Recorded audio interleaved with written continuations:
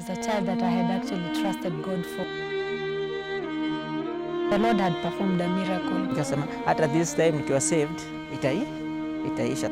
For me, Jesus Christ made all the meaning, gave me a lot of hope. Mungu anaweza kukupatia kile ambacho hauna. My healing came from the Bible. With drama, I was taught how to articulate. When I decide to go for something, I don't look the negativity, I have to go for it. Hello and welcome to The Encounter. This is a program where we bring you guests with incredible life stories to inspire you. Joining us today is Monica Mzungu.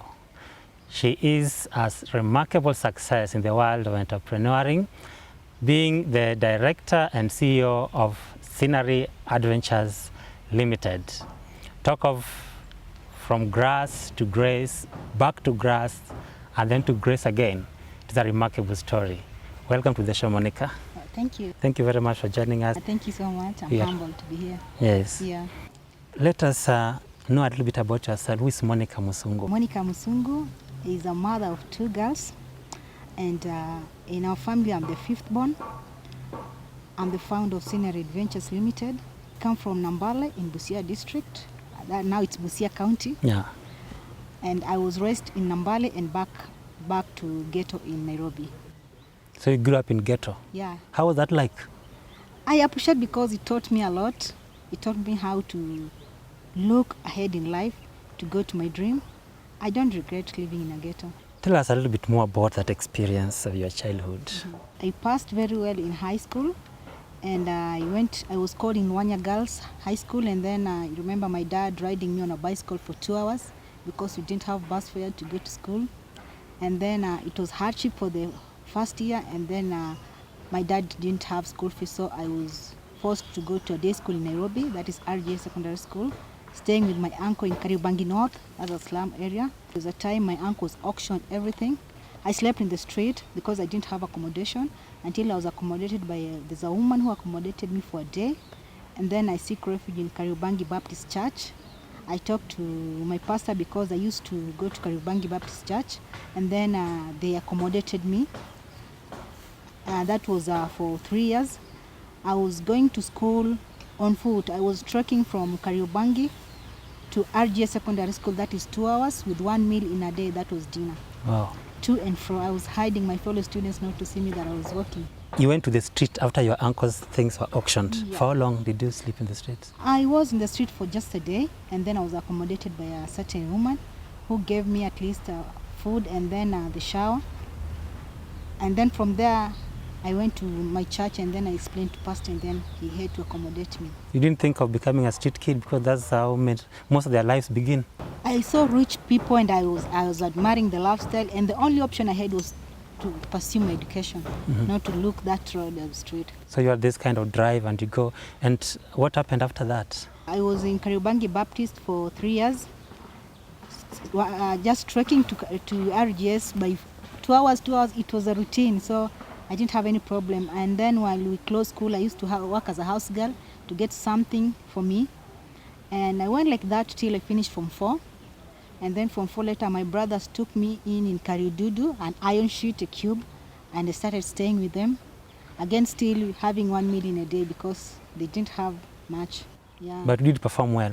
Yes, I did. RGS, I performed well, I passed, and that when I was working, I had hopes. I knew that I was born to be somebody else, a leader.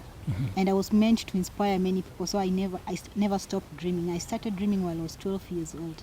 Take us through your post-secondary life. After high school, I went to SOS Technical Institute in Buruburu. I studied food and beverage.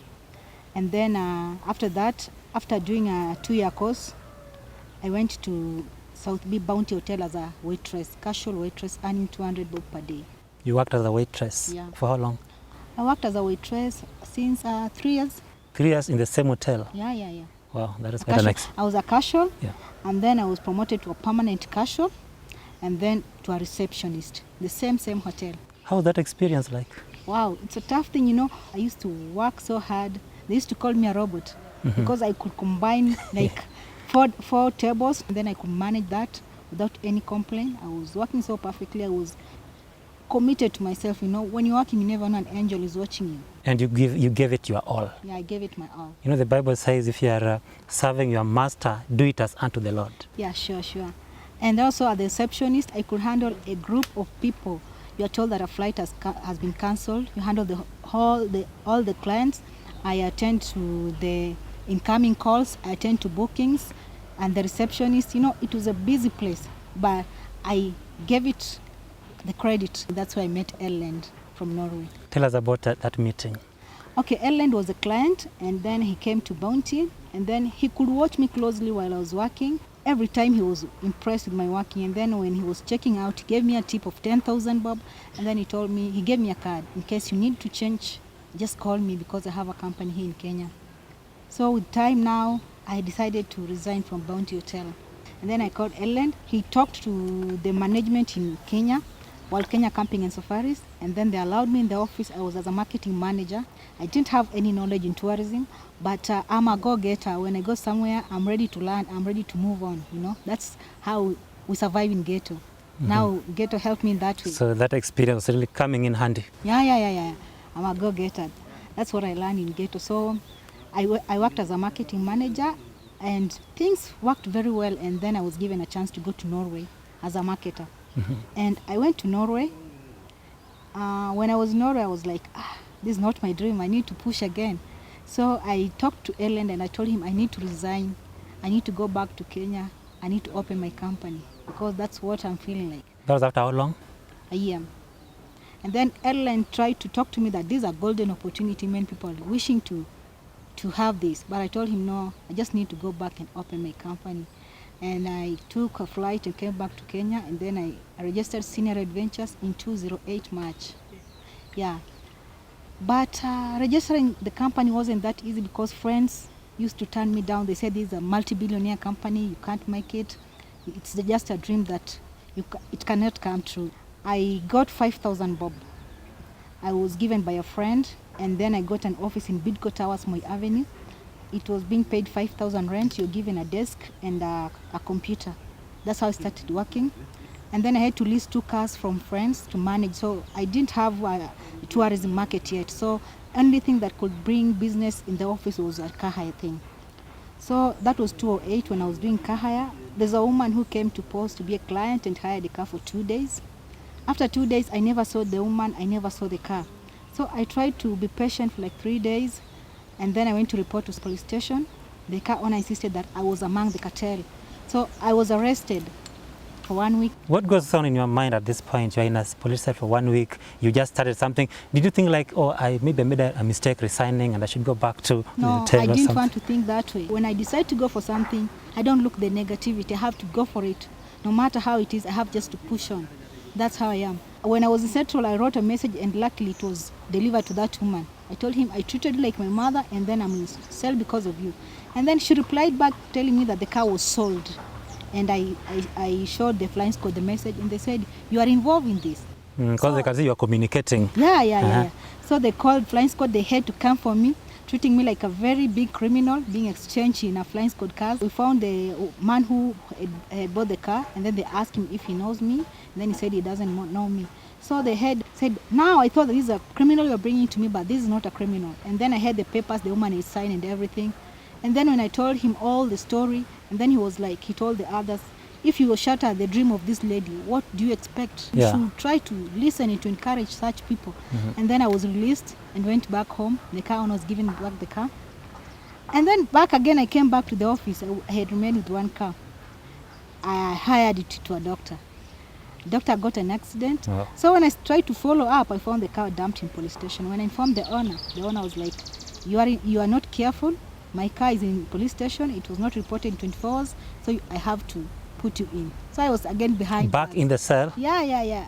Things seem just not to work. Yeah. I tried talking to the police and then I was released. The insurance took over. And then now I had nothing left. I closed the office. I was homeless. So I had to seek a refuge in my friend's place in Mwiki. Her mom stays in Mwiki, Santon. So that's where I stayed.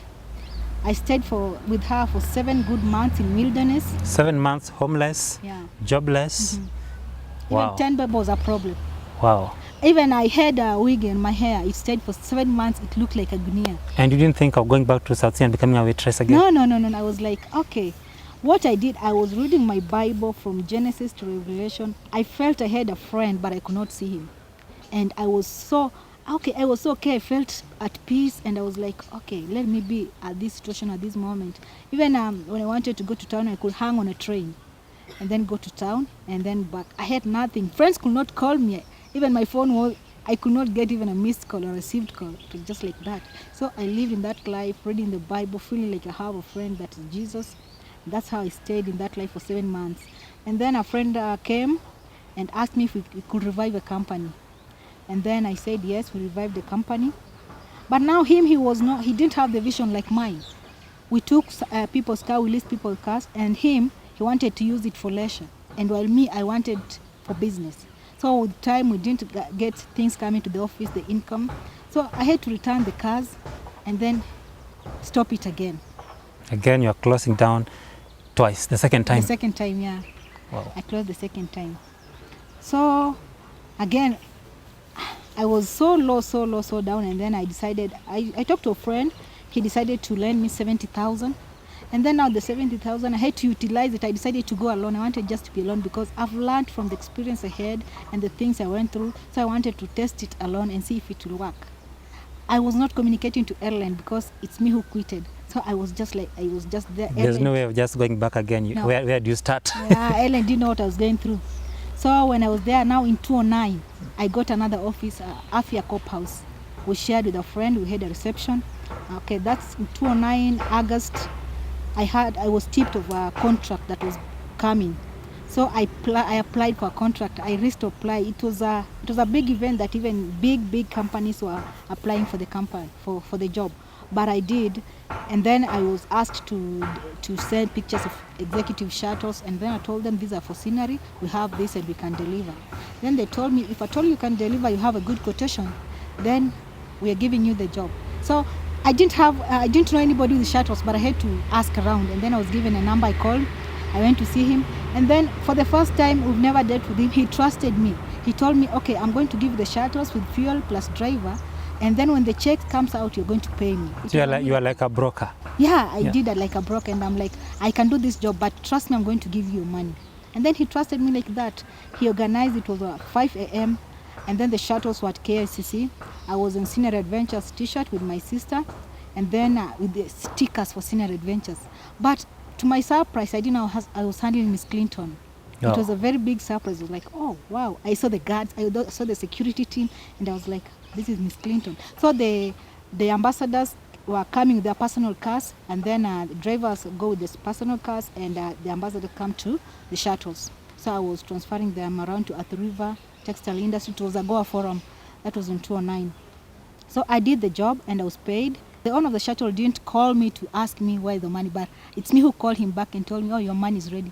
And then he said, I trusted you and I knew you were going to give me my money. And I paid him his money, and I remained with the commission to run within the office. The following week, Econ was coming. So I was tipped again. And then I had followed that job before. That's Econ the musician. Yeah, Econ the musician. Yeah. I didn't know the job was still there, so I was told it was being handled by Zane. So I was like, okay, this job is not mine. So when I was in cyber, a friend called me, hi, if you can reach at the airport in the next 30 minutes, I'll give you the group. I called the 12 ones where they were. Luckily, they were in town. So before the drivers could arrange themselves, I was taking a matatu to airport just to be there first before they come to win the group, because I really needed that job. So I reached at the airport, and there was a paging for Senior Adventures, and then the drivers came before even the flight landed, and we were there welcoming the team. So I was given a team. Some were staying at Tribe Hotel, some at Pan-Africa Hotel. I was with them for a whole week. I was given a VIP ticket wherever Econ was going. I was going with the team everywhere until they went back. So again, I earned a commission. I banked the commission, and the 12 months I had to pay the 12 months, and then I had to run the office again. But the same month again, the following week, the Korean were coming. The Korean ambassadors and the VIPs, they were coming for they always have every August, the celebration. So again, I had to run after that. I tried my best until I was given the job again for the shuttles. There were many Koreans and then the saloon cars for VIPs. So I had to arrange drivers in uniform and the shuttles. I had to be on the ground myself, running up and down from KICC to Safari Park, wherever they wanted to go. There's a team that was going to Kampala, another team was going to Masai Mara. So I had to arrange all those things. The director of MOA came and asked me, are you the one handling the group? Then I told him yes. Then he asked me, are you alone? I told him, yeah. Then he told me I cannot handle this. I can go crazy, because he saw all the buses and the people are there and everything was perfect. So perfectly done and all everything. Yeah. You'll tell us more about the growth of the business from that point on. We'll just take a short break right now. Viewers, you are on the Encounter, and with us is Monica Mzungu, sharing her incredible story. Starting a business with 5,000 shillings, twice beaten but not shy. And in her 20s, she became a millionaire. Stay tuned, we'll be back in a moment.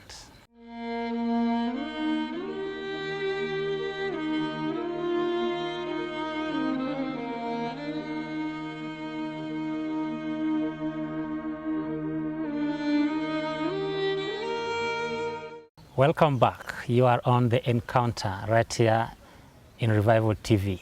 We have a guest with an inspiring and incredible story, Monica Mzungu, sharing her rise to the top of the world of entrepreneurship. She's going to share more of what propelled her. Thank you very much, Monica, once again. Before we took a break, you are telling us about this series of businesses that are now coming your way. What was the breaking point?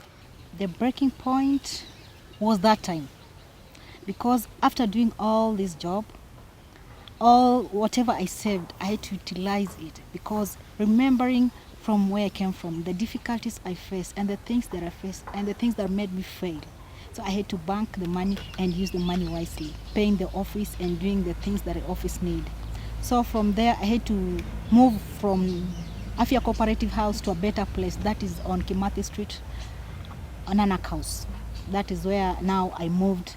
And then I did everything in a professional way, and I had to legalize my company to be limited, because now I started talking to Erland. I found out the other company had failed. He felt so low, and I told him, you are the one who made me have this dream. I can incorporate you in, and then we have an office in Norway to target the Scandinavian market. So he believed in me so much, and he was like, yes, let's legalize it. And we did the legalization. Scenery was incorporated in 2012. Having an office in Norway and Nespak and here in Kenya. So I'm the one managing Kenyan office. In Norway, Ellen is managing the other side, targeting the Scandinavian market, paying from the other side as they come in safari in Kenya. When I'm working as still marketing, that's where I met now Ugandan President Honorable Museveni. You know, from Monday to Thursday, I'm always professional. I have professional look, ready for anything that might happen. Yes. So I was in the office as early as 7. And a friend called me that if at all I can attend the meeting. I didn't know what the meeting was, but he tipped me off that this and this and this. So I called my driver. My driver was on Gong Road. And me, as usual, have to have plan B for me to survive. So I just went downstairs, took a cab with my tablet. I was compiling the notes while I was going. And they gave me 30 minutes to reach the meeting. So when I arrived at the meeting, I had security team, 10 men and 1 lady. So I had to give a presentation. I won their trust. They asked the question, and I had to answer the way they wanted. And then they asked me if at all I can deliver a tour van in 30 minutes time for me to win their trust. And when I called a tour van, it came even before 30 minutes. And they were like, okay, we have confidence in you. So you're going to handle the president's convoy, and you're going to handle the security team. I was like, yeah, I can do it. I remember the meeting was at Windsor. It was a Great Lake Summit.